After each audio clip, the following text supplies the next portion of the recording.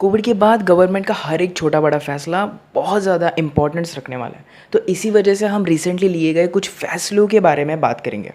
हम जानेंगे कि सेंट्रल बैंक किस तरह से मेक इन इंडिया को पुश कर रहा है, रेलवेज़ किस तरह से ई कॉमर्स सेक्टर को फास्ट ट्रांसपोर्ट प्रोवाइड कर सकती है, रेलवेज़ क्यों गुड शेड्स को प्राइवेटाइजेशन की तरफ लेके जा रही है, और हाइड्रोजन रिसेंटली क्यों इंटरनेशनली और इंडिया में ज़्यादा अटेंशन गेन कर रहा है। तो सेंट्रल बैंक ने कोविड-19 को ओवरकम करने के लिए और मेक इन इंडिया को पुश करने के लिए रोडवे प्रोजेक्ट्स में कुछ पॉलिसीज़ में चेंज कर दिया है। चेंज कहाँ किया गया है? एलिजिबिलिटी क्राइटेरिया में।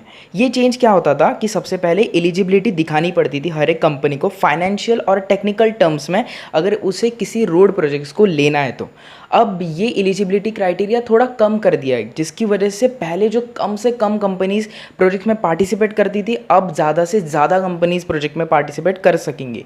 तो इससे छोटी कंपनीज और ज़्यादा बड़ी हो पाएंगी और कोलैबोरेशन बढ़ेगा इससे, और इंडिया को फ़ायदा होगा। तो इस पॉलिसी से पहले ये चीज़ नोटिस की गई थी, अगर 2000 करोड़ का एक प्रोजेक्ट है तो 700 कंपनीज में से सिर्फ और सिर्फ 21 कंपनियां ही उस प्रोजेक्ट के लिए शॉर्ट लिस्ट हो पाती थी। तो आई होप इस डिसीजन के बाद ज़्यादा से ज़्यादा कंपनीज पार्टिसिपेट कर पाएंगे। ई कॉमर्स सेक्टर का कोविड के चलते बहुत सा नुकसान हो गया, तो रेलवेज़ ने अभी उनके ट्रांसपोर्ट को इंक्रीज़ करने की बात करी है, जहाँ पे स्पीड ट्रेन्स, प्राइम ट्रेन्स जैसे कि शताब्दी, राजधानी एक्सप्रेस, इनमें एक कोच लगाया जाएगा जहाँ पे ई कॉमर्स सेक्टर के जितने भी पार्सल है वो ऑन लोड किए जाएंगे और एक प्लेस से दूसरी प्लेस पर ले जाए जाएंगे। इन ट्रेन्स को जल्दी और स्पीड में किसी भी तरह की रुकावट के बिना चलाया जाता है, इसीलिए पार्सल भी और ज़्यादा स्पीड में एक प्लेस से दूसरी प्लेस पे जा सकेंगे। इसी संदर्भ में रेलवेज ने अभी लॉजिस्टिक डील साइन की है अमेजॉन इंडिया के साथ, और पीयूष गोयल जो कि चेयरमैन है रेलवे मिनिस्ट्री के, इन्होंने ये भी कहा है कि ये अलाउ करेंगे 120 दिन पहले आपकी एडवांस बुकिंग को।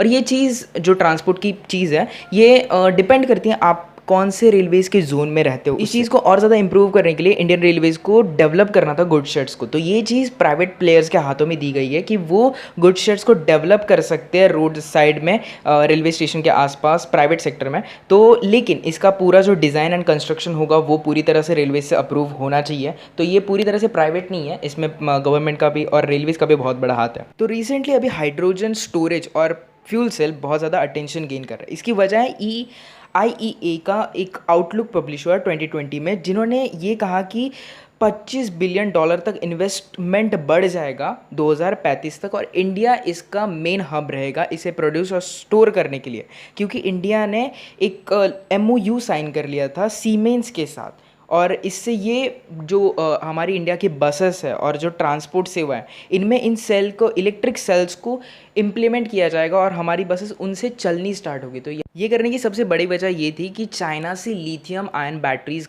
खरीदी जाती है।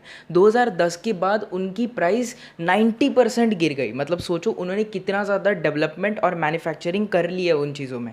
तो इंडिया नहीं चाहता कि वो पूरी तरह से चाइना पे डिपेंडेंट रहे और वो खुद भी अपनी डेवलपमेंट स्टार्ट नहीं कर सकते। अगर अब वो कर भी लेते हैं तो अभी बहुत ज़्यादा टाइम लग जाएगा। तो इन्होंने पूरे ही नए सेक्टर में खोजबीन स्टार्ट कर दिया, हाइड्रोजन सेल, जो कि लिथियम आयन बैटरी से बहुत ज़्यादा पावरफुल है, बहुत ज़्यादा उसका आउटकम है एनर्जी में। और जैसे कि हम जानते हैं हाइड्रोजन एक अबंडेंट एलिमेंट और बाकी साइंस का स्टफ़, तो अगर इसमें ज़्यादातर इन्वेस्टमेंट और डेवलपमेंट होता है तो इंडिया डेफिनेटली एक हब बन सकता है।